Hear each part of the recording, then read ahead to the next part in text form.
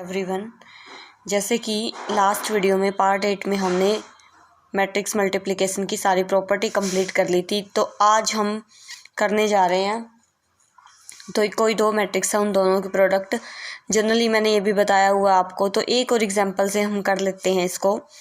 जैसे ए मैट्रिक्स है और कोई बी मैट्रिक्स है। ए मैट्रिक्स है, किस ऑर्डर की मैट्रिक्स है, इसके अंदर देखिए रो कितनी है और कॉलम कितनी है। इसके अंदर हमारी रो हैं, रो को क्या होती है, हॉरिजॉन्टल या वर्टिकल? हॉरिजॉन्टल होती है। एक दो इसके अंदर रो हैं और कॉलम कितनी है? एक दो। तो ये कितनी ऑर्डर की हो गई? ये हो गई आपके पास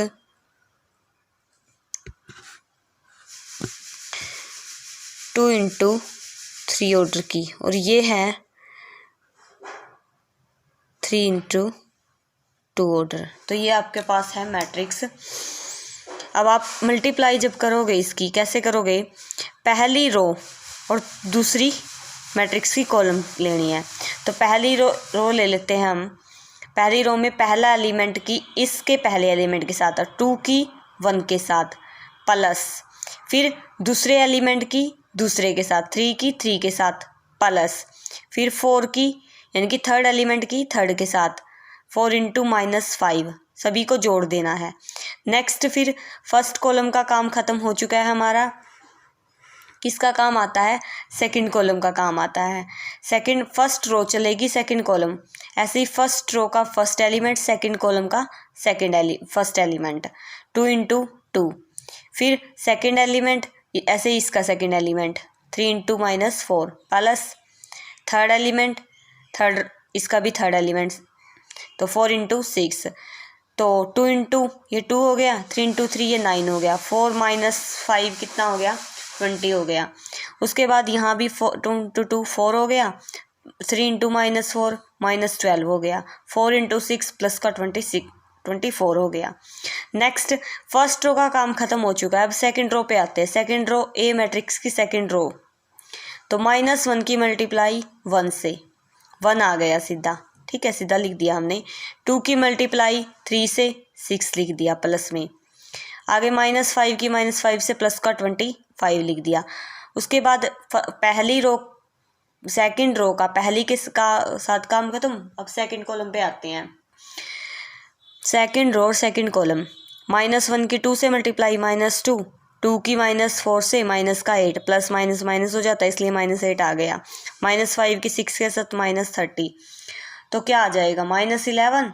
इसको सॉल्व करोगे 16, इसको सॉल्व करोगे 30 और इसको -14। तो ये क्या आ जाएगी? एक मैट्रिक्स बन जाएगी आपके पास ये। आगे है, अब इस टाइप की मैट्रिक्स भी मिल सकती है आपको, 3 भी मिल सकती है। कैसे मल्टीप्लाई करोगे उसको देखो आप अगले।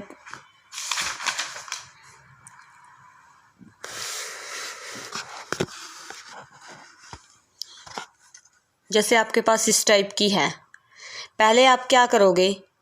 इसको एज इट इज़ छोड़ दीजिए, इसकी मल्टीप्लाई करोगे। ये रो है, एक ही रो है इसके अंदर, इसके साथ मल्टीप्लाई होगी, फिर इस सेकंड के साथ होगी, फिर थर्ड के साथ, लेकिन एक ही रो में लिखी जाएगी क्योंकि पहली रो है, पहली रो में लिखी जाएगी ये सारी।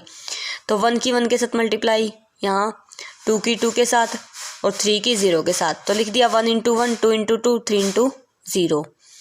ऐसे ही सेकंड कॉलम की बारी आई, 1 × 0, 2 × 0, 3 × 1। अब थर्ड कॉलम के साथ, थर्ड में 2 1 3 एलिमेंट है, तो 1 की 2 के साथ 2, 2 की 1 के साथ 2, 3 की 3 के साथ 3 है, 3 नहीं है भाई, ये 2 है, तो ये आ जाएगा 6। यहाँ है आपका 2, तो 3 × 2 6। पीछे फिर है 2 4 6 दूसरी वाली। अब इससे जो एलिमेंट बनते हैं वो बनते हैं 5 3 10। अब इनके साथ मल्टीप्लाई करो, 5 की 2 के साथ 10, 3 की 4 के साथ 12, 6 के साथ 6, मतलब एक ही बार क्योंकि एक ही कॉलम बच गई ना, अब कॉलम ही एक बचती है तो एक ही बार जुड़ेगा। ये नहीं है कि अलग अलग लिख देने हैं इनको, नहीं, एक रो है एक कॉलम है तो इनके एलिमेंट ऐसे जुड़ के लिखे जाएंगे। तो ये आंसर आ जाएगा 82।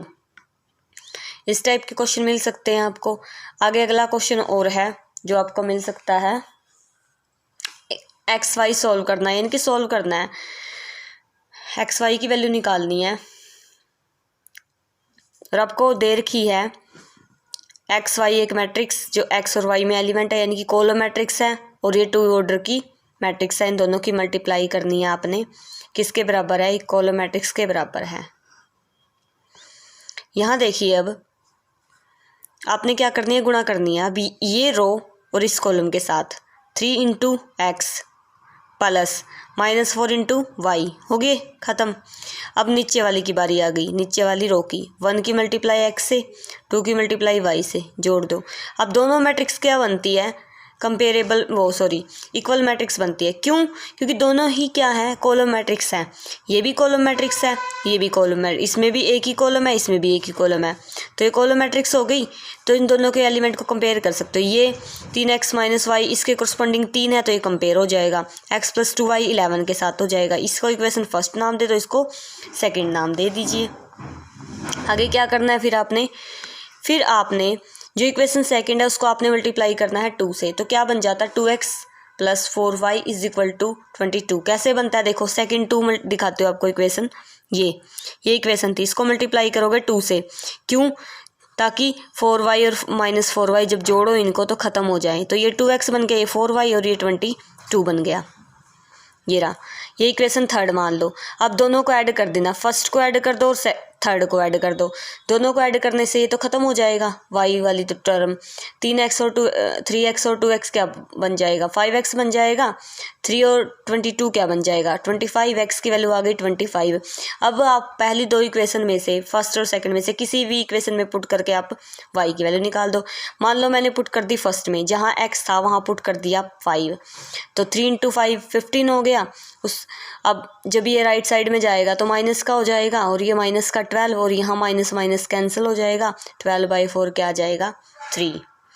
सिमिलरली आपको इस टाइप के क्वेश्चन भी मिल सकते हैं, कंप्लीट एक्स मिल सकता है दिया, और आपने उस मैट्रिक्स को ही फाइंड करना। अभी तो आपने एक्स वाई एलिमेंट को फाइंड किया था, अब कंप्लीट मैट्रिक्स भी फाइंड करनी आपके पास आ सकती है। देखिए वो कैसे आएगी, 5 4 1 1 x है। अब जो ये मैट्रिक्स फाइंड करनी है ना x, इसी को आप क्या मान लो, A B C मान लो। इसी को क्या मानोगे, A B C D मान लो। तो इसकी अब यहाँ पुट कर दो x की value A B C D, और ये आपके पास है 1 1 -2 3। तो हम एलिमेंट को क्या मान लेंगे, ABCD मान लेंगे। तो x की जगह जो x है हमने मैट्रिक्स उसके एलिमेंट माने हैं हमने। ये देखो इक्वल हैं। ये क्यों इक्वल है, क्योंकि दोनों क्या है, ये भी सेम ऑर्डर की है और ये भी सेम ऑर्डर की है। यहाँ रख देते हैं ABCD एलिमेंट। अब मल्टीप्लाई करना स्टार्ट करते हैं। 5 की मल्टीप्लाई A से, 4 की मल्टीप्लाई C से, क्योंकि पहली रो पहली कॉलम उनके करस्पॉन्डिंग एलिमेंट को मल्टीप्लाई करके जोड़ना है। ऐसे ही 5 की मल्टीप्लाई B से, 4 की मल्टीप्लाई D से, इनको भी जोड़ दीजिए। इसका काम ख़त्म। अब सेकंड रो की बारी आती है। 4 की मल्टीप्लाई A से, आगे किसकी मल्टीप्लाई करोगे, 5 की मल्टीप्लाई A से, 4 की मल्टीप्लाई C से। इसका काम होगा 1 की मल्टीप्लाई A से, 1 की मल्टीप्लाई C से, इनको जोड़ दीजिए। फिर 1 की मल्टीप्लाई B से, 1 की मल्टीप्लाई D से, तो इनको सॉल्व करके लिख दीजिए। अब आपको पता है कि ये दोनों मैट्रिक्स हैं इक्वल है, तो इनके एलिमेंट कंपेयर कर सकते हो। यानी कि 5A + 4C हो गया किसके इक्वल, 1 के इक्वल। 5B + 4D - 2 के इक्वल। A + C 1 के इक्वल। B + D 3 के इक्वल।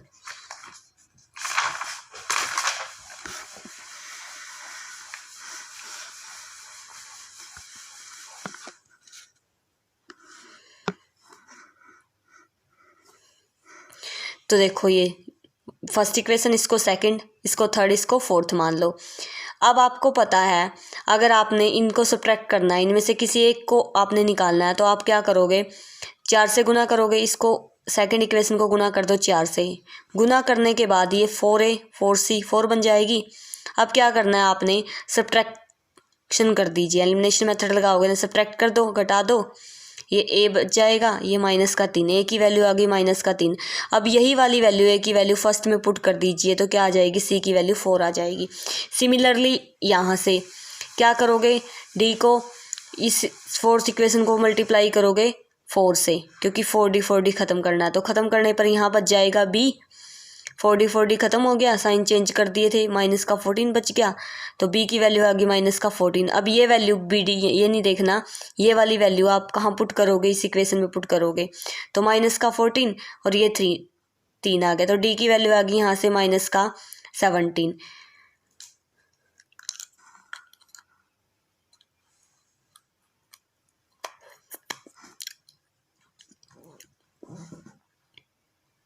सॉरी प्लस का 17, तो इसलिए डी की वैल्यू आ गई प्लस का 17। ए की भी वैल्यू आ गई, बी की भी वैल्यू आ गई, सारी वैल्यू यहाँ पुट कर दीजिए, तो मैट्रिक्स बन गई -3, 4, -14 और प्लस का 17। तो ये कंप्लीट क्या आ गई, आपके पास एक मैट्रिक्स बन चुकी है। Thank you.